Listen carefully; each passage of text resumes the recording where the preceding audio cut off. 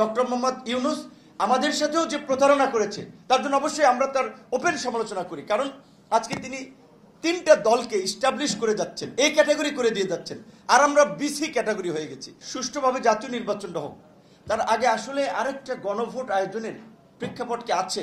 তাহলে এটা নিয়ে যদি আমরা রাস্তায় নেমে যাই, রাস্তায় আন্দোলন সংগ্রাম শুরু করি, এই মুহূর্তে আসলে দুটো ভোটের বাস্তবতা নাই। একটা ভোট সুষ্ঠুভাবে করা যায় কিনা সেটা নিয়ে যথেষ্ট সন্দেহ আছে। আজকে যে আমরা জাতীয় নির্বাচনের কথা বলছি, সেই জাতীয় নির্বাচনে যখন তফসিল ঘোষণা করবে সেই সময় চিত্রটা কি হবে আপনারা যদি একটু চিন্তা করেন।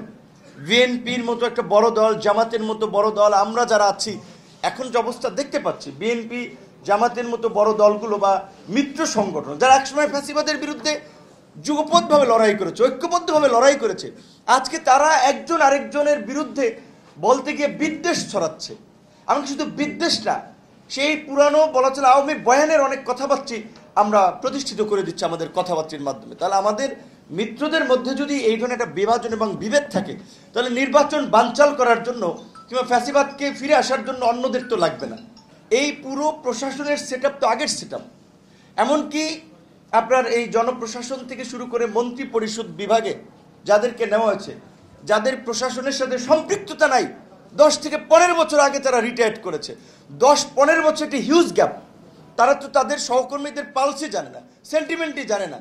জনপ্রশাসন আমরা দেখেছি, ক্যাবিনেটে আমরা দেখেছি এই সমস্ত লোকদেরকে বসানো হয়েছে। রেইনবো অ্যাক্রোপ্লাস্টে অ্যাক্রিলিক এমালশন থাকায় মুছে ফেলা যায় যে কোনো দাগ সহজেই। Rainbow paints, colour of joy. তো তারা কিভাবে প্রশাসন সেটআপ করবে বলেন তো? তাহলে এই যে দুটো নির্বাচন, অনেকে আমাদের সহকর্মী নাহিদ যেটা বলেছিল, আমরা সংস্কারের একটা মুভ, সেটাকে অনেকে ইন্টেনশনালি অন্যদিকে নিয়ে গেছে।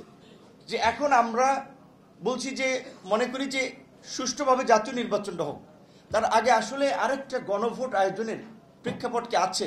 তাহলে এটা নিয়ে যদি আমরা রাস্তায় নেমে যাই, রাস্তায় আন্দোলন সংগ্রাম শুরু করি, ডক্টর মোহাম্মদ ইউনূস আমাদের সাথেও যে প্রতারণা করেছে তার জন্য অবশ্যই আমরা তার ওপেন সমালোচনা করি। কারণ আজকে তিনি তিনটা দলকে ইস্টাবলিশ করে যাচ্ছেন, এই ক্যাটাগরি করে দিয়ে যাচ্ছেন, আর আমরা বিসি ক্যাটাগরি হয়ে গেছি।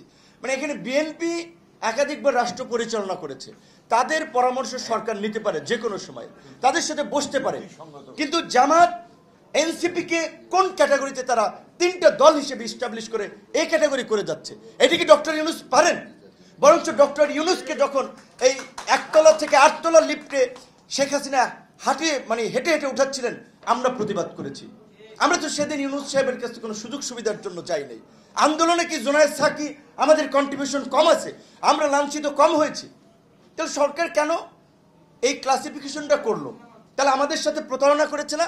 আমাদের যে বিশ্বাস, শ্রদ্ধা, ভক্তি নিয়ে আমরা তার প্রতি আস্থা রেখেছিলাম, আজকে 1 বছরের শেষ দিকে তিনি কোন দিকে নিয়ে যাচ্ছেন আমরা তো শঙ্কায় আছি। 111 পেয়েছিলেন না? তো সেই জায়গা থেকে আমরা এখনো সংকটের মধ্যে আছি। তো এই সংকট থেকে উত্তরণে আমাদের একটা নির্বাচনের দিকে যেতে হবে।